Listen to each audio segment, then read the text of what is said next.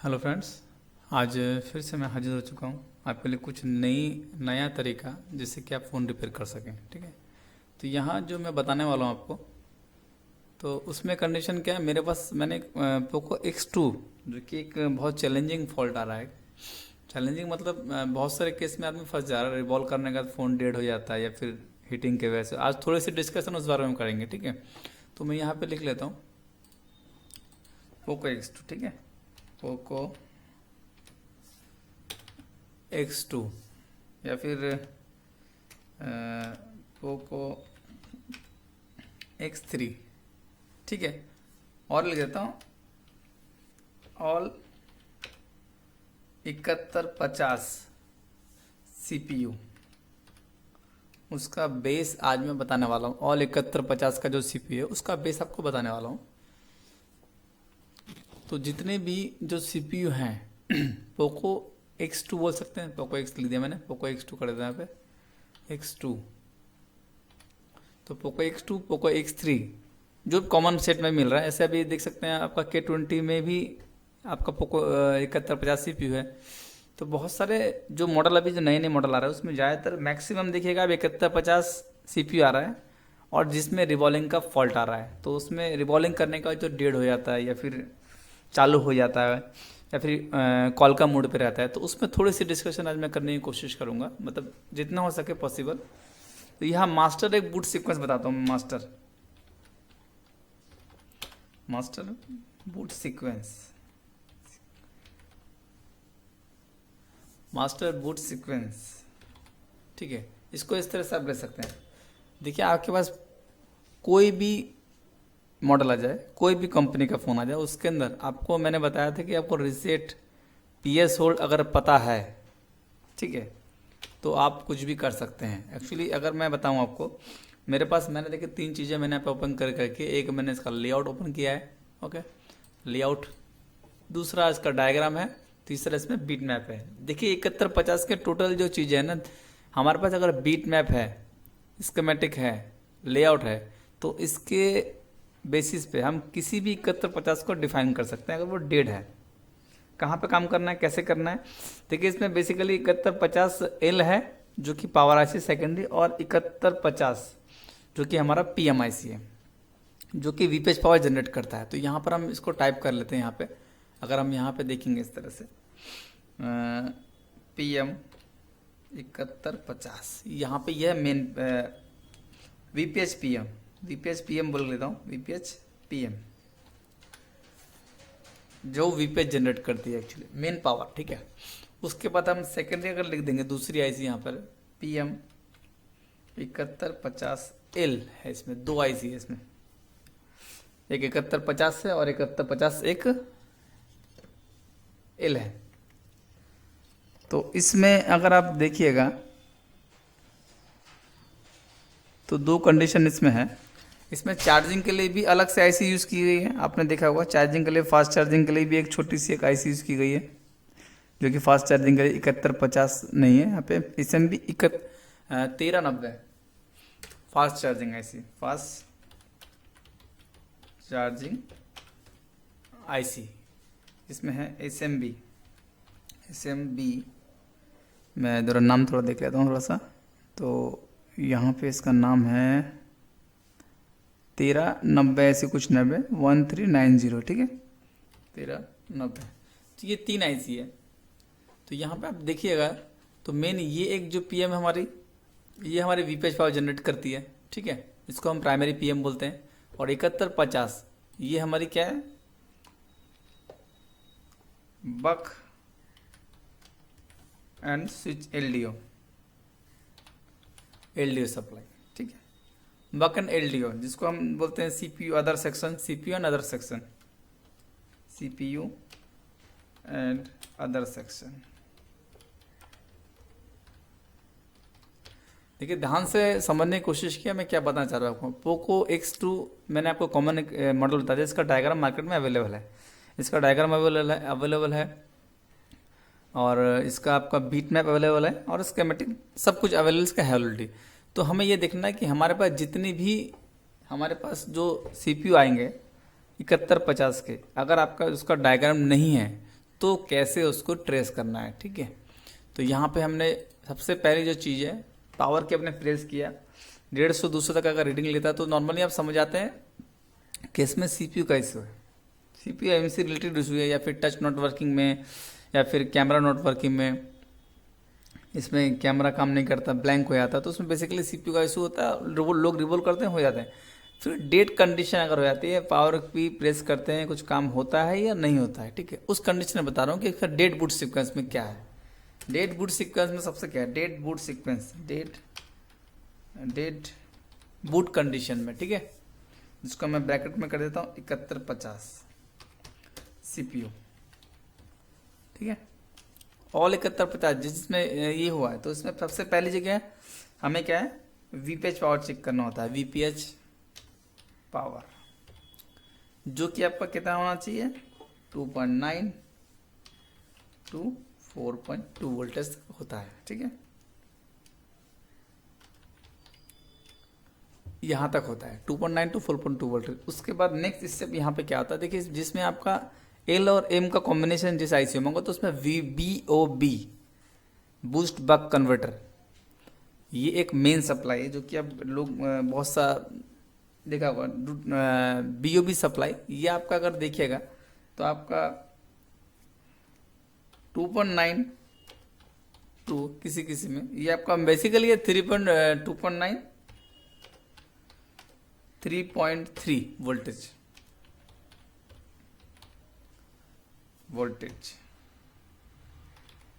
Voltage, ठीक है। अब ये है, और उसके बाद डायरेक्ट आपको क्या चेक करना है, पॉन रिसेट,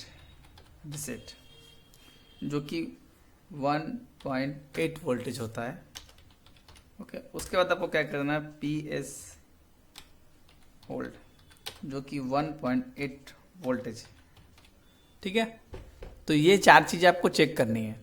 आपको बेसिकली पता है पॉन रिसेट हमारे PM की ओके का जो एक नोटिफिकेशन बोल सकते हैं उसको, कि PM अगर ओके होगा तो पॉन रिसेट पे 1.8 वोल्टेज हमें वेरिएशन के रूप में हो या फिर होल्ड हो। देखिए, वेरिएशन के रूप में अगर होता है तो इसका मतलब क्या है, हमारा CPU लगा हुआ नहीं है, CPU नॉट कनेक्टेड, या CPU डैमेज, या CPU का कोई भी इशू के कारण वहाँ पे 1 वोल्टेज, अगर PON reset 1.8 voltage variation condition में आता है, 1.8 आके फिर 0 होता है, फिर आके फिर 0 होता है, इस तरह से वेरिएशन कंडीशन, मतलब स्टेबल वोल्टेज नहीं है। तो उस कंडीशन में अगर आप देखिएगा तो ये जो पॉन रिसेट का जो वोल्टेज है वो वेरिएशन में आ जाएगा, और CPU अगर ठीक से लग चुका होगा, CPU वर्किंग कंडीशन में होगा, तो ये वोल्टेज होल्ड हो जाएगा। अगर ये वोल्टेज होल्ड हो जाता है तो CPU के कारण ही ये वोल्टेज होल्ड होता है, CPU इसको होल्ड कराता है, और होल्ड कराने के बाद वो PS होल्ड एक नाम का एक ट्रिगर जो है हमारे सेकेंडरी PM को भेजता है, उसके अकॉर्डिंग हमारा PS होल्ड होता है और सारी सप्लाई ऑटोमेटिक जनरेट होती है। उसके बाद जो हमारा काम क्या होता है, लास्ट स्टेप हमारा MMC में आता है, MMC या फिर UFS, जो अभी तो लेटेस्ट चल रहा है, यूनिवर्सल फ्लैश डिवाइस, जो आपका UFS है स्टोरेज। तो EMC UFS, अभी तो UFS चल रहे हैं, UFS के वर्जन, UFS के बारे में बाद में बात करेंगे, लेकिन फिलहाल हमें आज जो कॉन्सेप्ट है, इतना अगर चीज़ें अगर हमारी कंप्लीट हो जाती है तो कंप्यूटर में पोर्ट हमारा बन जाता है, ठीक है। अब बेसिकली हमें अब दूसरे फ़ोन में कैसे चेक करें, आप ये सोचेंगे कि दूसरे फ़ोन में कैसे चेक किया जाए सप्लाई को। हमारे पास तो X2 का डायग्राम है, खाली हम 7150 जो हमारा X3 है उसको कैसे चेक करें। अब चेक करने की विधि में आपको बताने की कोशिश कर रहे हैं यहाँ पे। जैसे वीपीएच पावर मैंने आपको दिखाया, वीपीएच पावर 2.9 बन ही रहा होगा ऑलमोस्ट, वो आप हर बंदा चेक कर लेता है, वो कोई नई बात नहीं है। तो उसके बाद BOB जो है पावर, BOB सप्लाई अगर नॉट वर्किंग में आएगी तो पावर स्विच काम नहीं करेगा, ठीक है। ठीक है, BOB supply buck boost converter actually इसका जो हम बोल सकते हैं इसको। तो ये सप्लाई अगर हमारी नहीं बनती है, तो ये सप्लाई अगर नहीं बनती है, power switch not working condition में आ जाए, कितना भी चेक कर लो, कितने भी ऐसे को चेंज कर लो।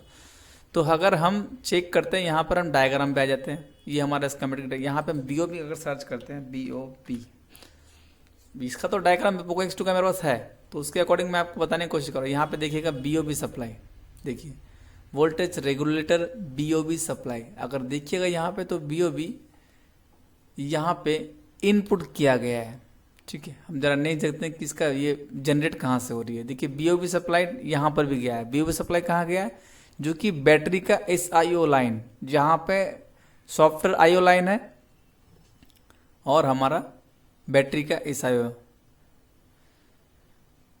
तो यहाँ पे ये दो लाइनें भी जो हमारी CPU में गई, ये लाइन को जो है CPU सेंस करता है, और ये हमारे जो MOSFET है, इस MOSFET को ऑपरेटिंग करने के लिए BOB सप्लाई चाहिए। तो समझ लिए BOB सप्लाई अगर जनरेट नहीं होती है तो वो कितनी इंपॉर्टेंट है, समझ लीजिए। ठीक है, चलो हम नेक्स्ट देते हैं। BOB यहाँ पे दिया होगा, वोल्टेज रेगुलेटर BOB यहाँ पे देखिएगा, यहाँ पे भी दी गई सप्लाई। BOB बक कन्वर्टर जो है, यहाँ पर भी सप्लाई को दिया गया है इन सप्लाई को जनरेट करवाने के लिए। ठीक है, चलिए और देखते हैं। देखिए BOB का क्या रोल है यहाँ पे। देखिए एक्चुअली ये BOB को आउटपुट कर रहा है। ठीक है, यहाँ पे अगर देखिएगा BOB सप्लाई बनने के लिए, यहाँ पे जो BOB सप्लाई बनेंगे उसके इनपुट के लिए, BOB सप्लाई बनने के लिए यहाँ VPS दिया गया इस IC को, VDD BOB1 VDD BOB2। तो यहाँ पे देखिएगा, यहाँ पे स्विचिंग हो रही है, स्विचिंग के माध्यम से यहाँ बक बूस्ट बन रहा है, और उसके बाद ये आउटपुट जो रही है BOB की मेन सप्लाई। तो ये सप्लाई कहाँ से आ रही है? 7150L से ये सप्लाई बनती है, आउटपुट होती है। मतलब BOB बनने के लिए हमें VPS दिया जाता है, PM 7150L को दिया जाता है। फिर हमारे कुछ सेक्शन को चालू करने के लिए ये BOB सप्लाई हमारी VPH पावर की तरह ही काम करती है। जैसे VPH पावर पे लोड ना पड़े तो इसलिए BOB सप्लाई को जनरेट करवाया जाता है हमारी 71L से, 7150L से। उसके बाद ये BOB अब क्या है, IC के ऊपर सेम लोड हो जाएगा। एक ही IC में इतना लोड देना तो इस फ़ोन में हीटिंग की प्रॉब्लम, बोर्ड में प्रॉब्लम, मतलब एक IC के ऊपर लोड देने से IC को प्रेशर ज़्यादा हो जाता है। इसलिए इस IC को देखिए PM 7150 जो है उसमें क्या है, इसने VPH को ऑपरेटिंग करवाया है, VPH को तो बनवाया है अदर IC के लिए। अब BOB सप्लाई जो इसमें यहाँ पे क्या है, BOB सप्लाई का जो यूज़ किया गया है वो हमारे और भी अदर सेक्शन के लिए। देखिए VPH पावर और BOB काम एक ही तरह से करते थे। मैंने देखा है BOB कहाँ कहाँ गई है। अब अगर मैं BOB को इसको कॉपी करता हूँ तो यहाँ पे देखिएगा ये यहाँ पे 27 पेज पर है। 1 2 3 4 5 6 7 8 9 10 11 12 13 14 15 16 17 18 जगह पे BOB सप्लाई का यूज़ किया गया है। तो इसका मतलब ये सप्लाई अगर ब्रेक हो जाती है या नहीं बनती है तो उसके लिए जवाबदार हमारा VPH पावर 7150L और हमारा फ़ोन जो हैंडसेट है वो डेड कंडीशन में चला जाएगा। अब कैसे पता लगा ये BOB कहाँ से आ रही है? BOB का पिन दूसरे फ़ोन में क्या है, देखिए जिसमें 7150 होगा, जिसमें 7150 होगा, अगर मैं यहाँ से कुछ अगर एक्चुअली यहाँ पे कुछ करने, जिसमें अगर 7150 होगा, 7150 CPU अगर होता है तो उसके कॉम्बिनेशन में जो IC लगी होगी वो PM 7150 एंड PM 7150L। देखिए ये तो CPU है 7150, और ये 7150 अगर लगा होगा किसी CPU किसी मदरबोर्ड में तो उसके अंदर कॉम्बिनेशन जो पावर IC का जो कॉम्बिनेशन होगा वो 7150 एंड 7150L होगा। तो उनकी बॉल पे आपको BOB सप्लाई को आपको ढूंढना है। अब कैसे ढूंढेंगे, यहाँ पे आप देख सकते हैं इधर। तो मैं अगर यहाँ पे देखूँ, ये हमारा मेन BOB सप्लाई बन रहा है। यहाँ पे 10 माइक्रो हाई जो वैल्यू का जो कैपेसिटर लगे हो, तो एक कैपेसिटर का कोई भी हम चूज़ कर लेते हैं यहाँ से। जैसे मैं ये 10 माइक्रोफैराड कैपेसिटर कॉपी कर लेता हूँ, कॉपी कर लिया। और यहाँ पे तो चलो हमें पता चल गया कि यहाँ पे ये कैपेसिटर कहाँ पे है, क्योंकि इसका मदरबोर्ड स्कीमेटिक है हमारे पास। अब देखिए यहाँ पे ये कैपेसिटर यहाँ पे दिख रहा है BOB का कैपेसिटर C4708। अब इसको हमने कॉपी किया, इसी को बीट मैप पे देखेंगे। तो बीट मैप पे अगर आते हैं तो यहाँ पे देखिए कौन सा था ये कैपेसिटर, जरा देख लेते हैं यहाँ पे एक बार और, 4708। तो यहाँ पे 4708 को देखेंगे, 4708 यहाँ पे देखिए। तो बीट मैप पे जैसे ही क्लिक किया हमने, ठीक है, यहाँ पे इसने डायरेक्शन को दिखा दिया है। तो यहाँ देख सकते हैं ये BOB की सप्लाई जो आउटपुट हो रही है वो कहाँ कहाँ पे गई है। ठीक है, ये हमारे ऑडियो सेक्शन में, कैमरा सेक्शन में भी गई है, ऑडियो सेक्शन में गई है, बहुत जगह पे ये सप्लाई ये LDO को ऑपरेटिंग करने के लिए गई है। ठीक है, और बहुत सारे सेक्शन में ये BOB सप्लाई गई। अगर ये सप्लाई नहीं जनरेट होती है तो समझ सकते हैं कि अब क्या हो सकता है। ठीक है, ये सप्लाई हमारे PMIC में भी गई है 7150 में, एल से बनती है और ये 7150 में भी गई है। देखते 2 पॉइंट पे गई है यहाँ पर, ठीक है, जहाँ इनपुट हुई है। और यहाँ अगर आपको खोजना है कि ये हमारी सप्लाई कहाँ कहाँ पे मिलती है, तो आपको डायग्राम नहीं है, आपके पास आईसी तो है, आपके पास आईसी है, तो आईसी का डायरेक्शन आप देख सकते हैं। देखिए यहाँ पे डॉट है, अगर आप देखिए यहाँ पे डॉट बना हुआ है 7150L के, यहाँ पे डॉट बना हुआ है, सिंगल डॉट।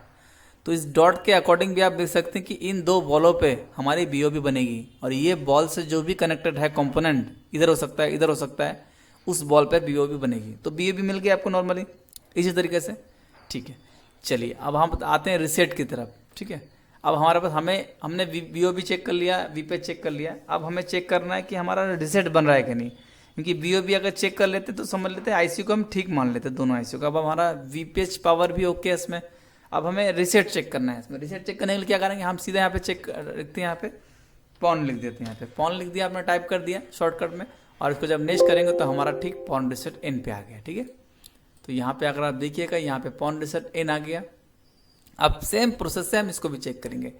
तो पॉन रिसेट को हम अगर नेक्स्ट करते हैं यहाँ पे, तो यहाँ पे SM रिसेट इन लिखा हुआ है, ठीक है, इसको कॉपी करेंगे, ठीक है, इसको कॉपी करते हैं और नेक्स्ट करेंगे और देखिए यहाँ पर ही आ गया हमारा पॉन रिसेट इन का जो है SM रिसेट इन बोल के लिखा हुआ है यहाँ पे। तो यहाँ पे 0 ohms का एक रजिस्टर लगा हुआ है, सॉरी 0 नहीं 100 ohms का लगा हुआ है। तो यहाँ पे आप देखेंगे PS होल्ड भी यहाँ पे दिखाई दे रहा है, SM रिसेट इन मतलब पॉन रिसेट वाला जो रिसेट इन है, ठीक है। तो यहाँ पे हम ऐसे धीरे धीरे करके हम हर चीज़ों को चेक कर सकते हैं। यहाँ पे स्लिप क्लॉक दिया है, LNBBCL के दिया हुआ है, इस तरह से यहाँ पे TB बने हुए हैं। तो ये कौन कौन से पॉइंट से आ रहे हैं उसके अकॉर्डिंग हम बीट मैप के थ्रू हम चेक कर सकते हैं। तो यहाँ पे अब 100 ohms के रजिस्टर को हम कॉपी करते हैं और यहाँ पे हम आते हैं डायरेक्ट, हमारे आते हैं लेआउट पे, सॉरी बीट मैप पे आते हैं। इसको हमने जैसे ही हमने इसको कॉपी किया तो यहाँ पे इसने दिखाया ये रजिस्टर, ठीक है। इसको हम लाइन अप कर लेते हैं, तो ये देख सकते हैं यहाँ पे हमारा मिल गया हमें रिसेट।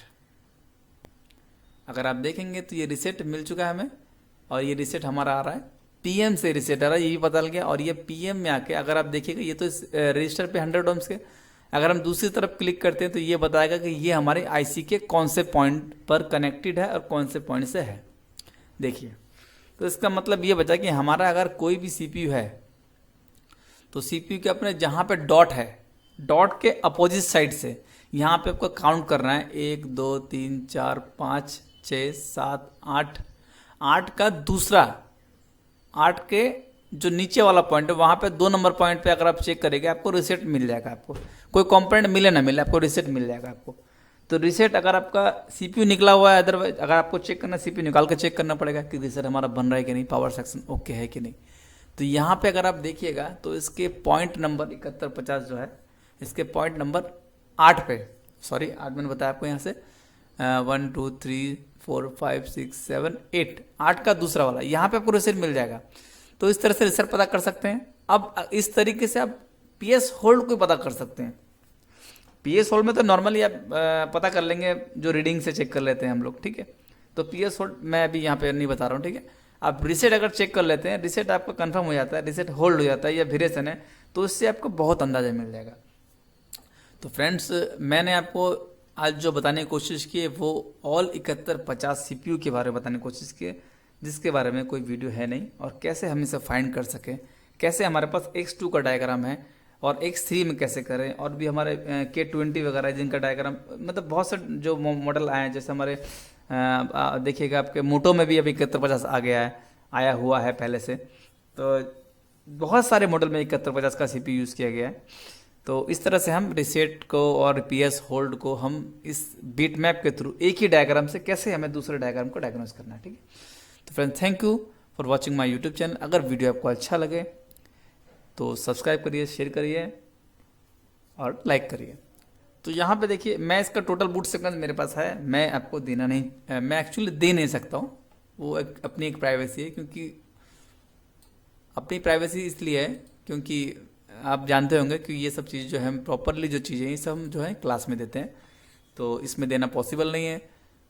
तो आप अगर ट्रेनिंग लेनी है तो ट्रेनिंग ले सकते हैं। देखिए, मैं जितना कुछ दे रहा हूँ यहाँ पर, जितना मैं आपको मतलब फ्री ऑफ कॉस्ट में देने की कोशिश कर रहा हूँ, अगर यहाँ पे अगर हम बूट सीक्वेंस की बात करें तो मेरा बहुत सारे बूट सीक्वेंस यहाँ पर है ऑलरेडी।